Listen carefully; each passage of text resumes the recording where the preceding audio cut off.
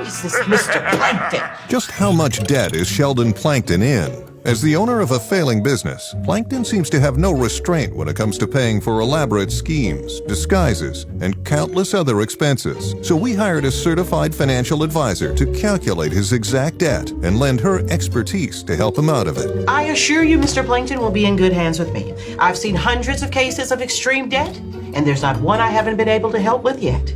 First, we had to determine Plankton's income and then subtract his various expenses to see just how far in the red he is. Question 1. What are Plankton's personal expenses? Since he lives in the chum bucket, he doesn't have to pay any rent or for additional property. He also saves money by primarily eating holographic food.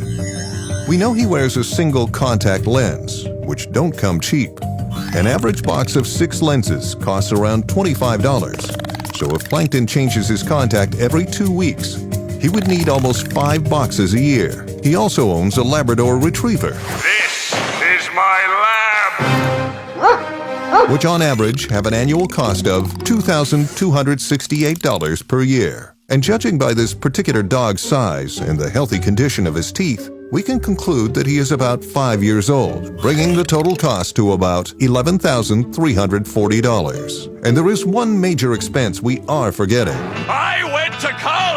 The average debt for a student of a 4-year college is around $38,390. And since he has no source of income, it's safe to say he hasn't been paying off his loans. So that means his loans have been collecting interest for the past 35 years, which would bring his debt total to $211,759.83. Question 2. How much does the chum bucket net each year? Well, the first step is to determine the average price each customer pays, and then we can estimate the amount of customers Mr. Plankton has annually. In the Season 4 episode, New Leaf, Plankton reveals that up until this point, he has only ever had one customer, this dead rat.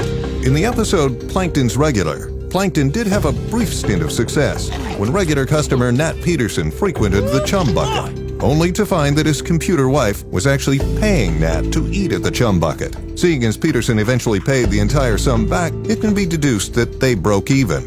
While the chum bucket has had other bouts of popularity, they seem to always end with a catastrophe, resulting in repair bills or even possible lawsuits, leading us to infer that the chum bucket's annual profits are fundamentally non-existent.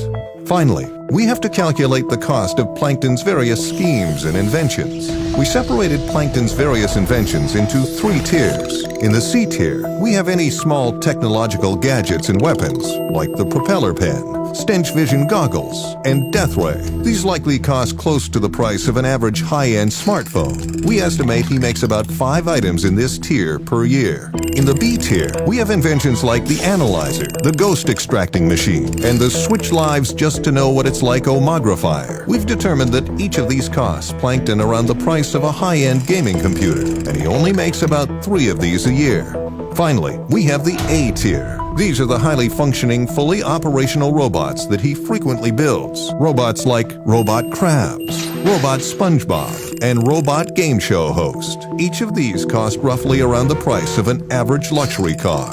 We've deduced that Plankton makes about 8 of these per year, meaning every year Plankton spends roughly $503,684.97 on inventions.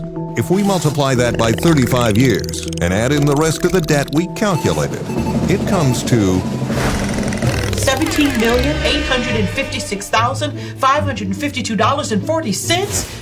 Mostly on this garbage? I mean, who is this guy? He knows I'm a financial advisor, right? Not a magician. Our trusty financial advisor agrees that Plankton is in an ocean of debt. We'll give her some time to process and await her advice. That's all for today, folks. Let us know what you want us to figure out in the next episode of Inside Bikini Bottom. Goodbye, everyone. I'll remember you all in therapy.